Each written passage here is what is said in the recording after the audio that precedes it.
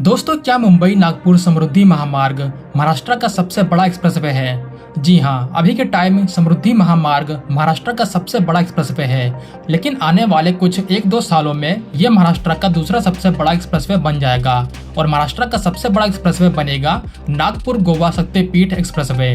और इस वीडियो में आपको मैं इसी एक्सप्रेसवे के बारे में बताने वाला हूँ कि ये कैसे गेम चेंजर साबित होगा उन एरियाज के लिए जो इसके अलाइनमेंट के आसपास में है। महाराष्ट्र की इकोनॉमी कैसे बूस्ट होगी एक्सप्रेसवे से, उसके ऊपर भी बात होगी। लास्ट में जानेंगे कि महाराष्ट्र में इंफ्रा प्रोजेक्ट बनाना इतना मुश्किल क्यों है, क्यों महाराष्ट्र में इंफ्रा प्रोजेक्ट डिले होते हैं, वो चाहे बुलेट ट्रेन हो या फिर कोई और प्रोजेक्ट। इसके पीछे का मेन रीजन क्या है ये भी आपको बताऊंगा। दोस्तों, अभी के टाइम महाराष्ट्र ने अपने सबसे बड़े एक्सप्रेसवे को ओपन किया है पब्लिक के लिए, जिसकी टोटल लेंथ वैसे तो 701 किलोमीटर की है, लेकिन अभी 550 किलोमीटर के सेक्शन को पब्लिक के लिए ओपन किया गया है, जो कि नागपुर से शिरडी तक है। ये हाईवे महाराष्ट्र के लिए ग्रोथ इंजन की तरह काम करेगा और अब इसी नागपुर मुंबई एक्सप्रेसवे के पैरेलल ही बुलेट ट्रेन का रूट भी बिल्ड किया जाएगा। बट जब ये हाईवे ओपन हुआ था पब्लिक के लिए, तब से लेकर अब तक बहुत सी एक्सीडेंट्स की खबरें आ चुकी हैं। अब ये एक्सीडेंट क्यों हो रहे हैं? क्या हाईवे के डिजाइन में ही कुछ कमियां हैं? अगर इसके बारे में आपको जानना है तो मैंने एक वीडियो बना रखी है, जिसका लिंक डिस्क्रिप्शन में मिल जाएगा। अभी के टाइम महाराष्ट्र बहुत से एक्सप्रेसवे बना रहा है। महाराष्ट्र ने बहुत जल्दी ये सीख लिया है कि कनेक्टिविटी की क्या इंपॉर्टेंस है आज के इकोनॉमिक मॉडल में। अगर इन्वेस्टमेंट लाना है, इकोनॉमिक ग्रोथ को आगे बढ़ाना है और दूर दराज के एरियाज को डेवलप करना है, तो इसके लिए सबसे बेसिक चीज होगी इंफ्रास्ट्रक्चर और smooth and fast connectivity. Expressway India के लिए, महाराष्ट्र के लिए वही काम करेंगे जो हमने चाइना में देखा, उससे पहले अमेरिका में देखा। अब इंडिया इसी काम के साथ अपनी ग्रोथ को नेक्स्ट लेवल तक ले जाना चाहता है। ये बात तो आपको पता होगी कि महाराष्ट्र में सबसे पहला 6 लेन का एक्सेस कंट्रोल एक्सप्रेसवे बना था मुंबई और पुणे के बीच, जिसको पब्लिक के लिए 2002 में ओपन किया गया था। आज के टाइम पुणे सिटी बहुत तेजी से ग्रो कर रहा है किसी भी दूसरे सिटी के मुकाबले। यहाँ पे दुनिया भर की बड़ी बड़ी कंपनियां मौजूद हैं और इस एक्सप्रेसवे की बहुत बड़ी भूमिका है पुणे के इस ग्रोथ में। अगर आप इस हाईवे के आसपास के एरियाज को देखें तो यहाँ एमएसएमई सेक्टर बहुत तेजी से ग्रो हुए हैं। जो छोटे छोटे गांव हुआ करते थे, आज वो इंडस्ट्रियल टाउन के रूप में उभर के सामने आए हैं। तो एक एक्सप्रेसवे एक रीजन की तरक्की में कितनी बड़ी भूमिका निभाता है ये हम जान चुके हैं। उसी तरह महाराष्ट्र एक और बड़ा एक्सप्रेसवे बनाने वाला है जो ऐसे इलाकों से गुजरेगा जिनको अभी के टाइम महाराष्ट्र में गरीब इलाके माने जाते हैं, जहां तक अभी विकास नहीं पहुंचा।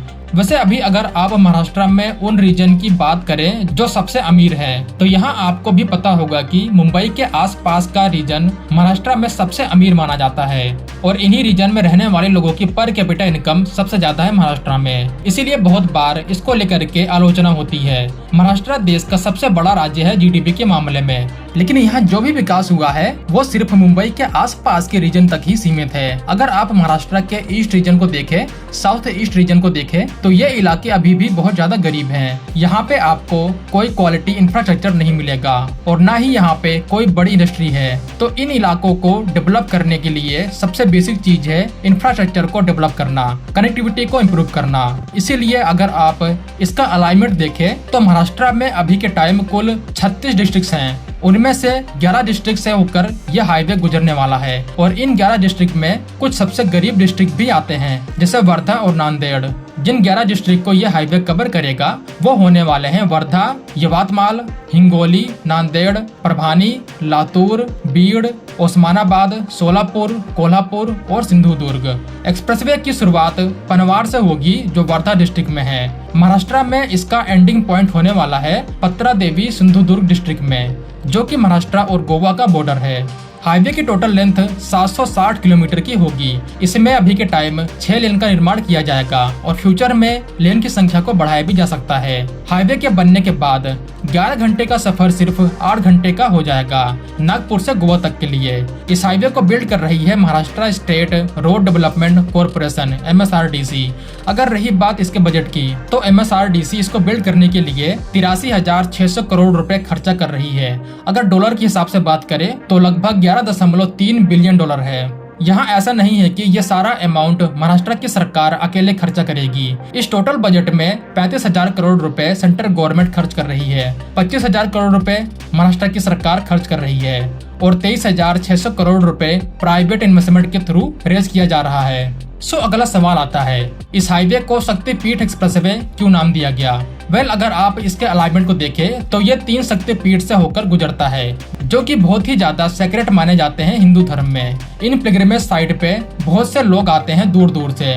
पहला कोल्हापुर में स्थित है महालक्ष्मी का मंदिर, फिर तुलजापुर में स्थित है तुलजा भवानी का मंदिर और तीसरा है पत्रा देवी का मंदिर जो सिंधुदुर्ग में स्थित है। तो यहाँ पिलग्रिमेज के लिए भी हाईवे बहुत ज्यादा जरूरी होने वाला है। तो इससे रिलीजियस टूरिज्म को भी बहुत ज्यादा बूस्ट मिलने वाला है। जब भी कोई इस तरह का बड़ा प्रोजेक्ट बनता है तो उससे ढेर सारे रोजगार जनरेट होते हैं। बहुत से कंपनियों को ग्रोथ करने का मौका मिलता है, जो कंपनियां कंस्ट्रक्शन से रिलेटेड होती हैं। कुल मिला के इससे इकोनॉमिक ग्रोथ बढ़ती है। इस हाईवे के कंस्ट्रक्शन से 1.5 लाख जॉब क्रिएट होंगी और कंस्ट्रक्शन के बाद 50,000 के लगभग जॉब क्रिएट होंगी।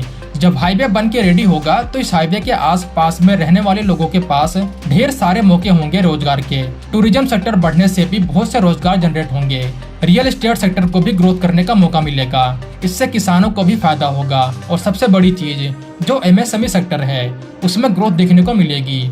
हाँ, लेकिन इसमें गवर्नमेंट का सपोर्ट भी जरूरी है। ओवरऑल ये हाईवे एक बेसिक पिलर की तरह काम करेगा रीजन की ग्रोथ में, बट इसको बनाने में बहुत से चैलेंजेस हैं जिनको फेस करना पड़ रहा है। जैसे एक बेसिक सा इशू है जो कि देश के सभी इंफ्रास्ट्रक्चर प्रोजेक्ट को बिल्ड करते टाइम फेस करना पड़ता है, यह है लैंड एक्विजिशन का इशू। सेम चैलेंज इस प्रोजेक्ट के लिए भी फेस करना पड़ रहा है। लैंड एक्विजिशन एक बड़ा इशू है इंडिया में। इसी वजह से बुलेट ट्रेन का प्रोजेक्ट 5 साल से ज्यादा डिले हो चुका है।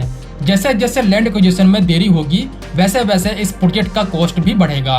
महाराष्ट्र के लिए ये एक बड़ी समस्या है। शायद बहुत कम लोगों को ये पता होगा कि महाराष्ट्र में जितने भी डिस्ट्रिक्ट्स हैं उनका अपना अलग से कानून है लैंड एक्विजिशन के लिए, और इसीलिए जिन जिन डिस्ट्रिक्ट से ये हाईवे गुजर रहा है उन सभी डिस्ट्रिक्ट के लोगों से अलग अलग लॉ के अंडर निगोशिएट करना पड़ रहा है। सेम लॉ होता तो काम बहुत आसान होता। इसके अलावा ये हाईवे जहाँ से गुजर रहा है वहाँ आपको एग्रीकल्चरल लैंड भी मिलेगा, फॉरेस्ट लैंड भी मिलेगा और ट्राइबल लैंड भी मिलेगा। इसीलिए इनका सही वैल्यू निकालना भी एक बड़ा चैलेंज है। अगर लैंड ओनर्स को सही वैल्यू के हिसाब से पैसा नहीं मिला तो प्रोटेस्ट भी देखने को मिलेंगे।